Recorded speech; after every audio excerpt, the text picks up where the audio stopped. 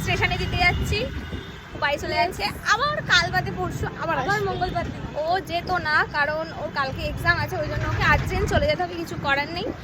দেন ও আবার hair wash করতে আসবে আবার মঙ্গলবারে। তো আবার ওকে মঙ্গলবারে আমি স্টেশন থেকে আনতে যাবো। দিলে শুধু একদিনের ক্যাবের জন্য আমাকে যেতে হচ্ছে। হ্যাঁ, 12:40 ওরকম টাইমে ও ট্রেন। এখন আগে আগে যাচ্ছি কারণ ও একটা জিনিস কিনবে, ওই জন্য আগে আগে যাচ্ছি যাতে টাইমটা ম্যানেজ হয়ে যায়। এখন আমরা দাঁড়িয়ে আছি ট্রেন আসার অপেক্ষায়। ওই যে উপরে আমাকে পুরো বিধ্বস্ত লাগছে। আমাকে বিধ্বস্ত টু লাগছে। তোকে ভালো লাগছে চুল স্ট্রেট করে? হ্যাঁ, আমি বুঝতে পারছি এই গরমে এই চুলটা নিয়ে যেতে আমার যে কী প্রবলেম হবে। তার মধ্যে স্টেশনে প্রথমে দেখলাম এই সাইডটা পুরো ধুধু করছে, লোক দেখলাম এদিকে চলে দেখলাম লোক চলে আসছে আবার।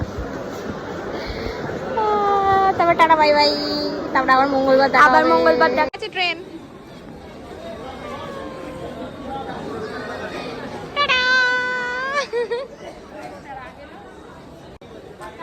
আবার দেখা হবে।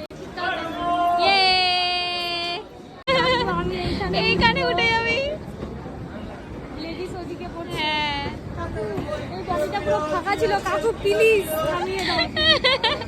থামবে, দাঁড়া, তুই ফাঁকাই পাবি, তুই একা, তোর চাপ হবে না সিট নিতে। চাপ নেই।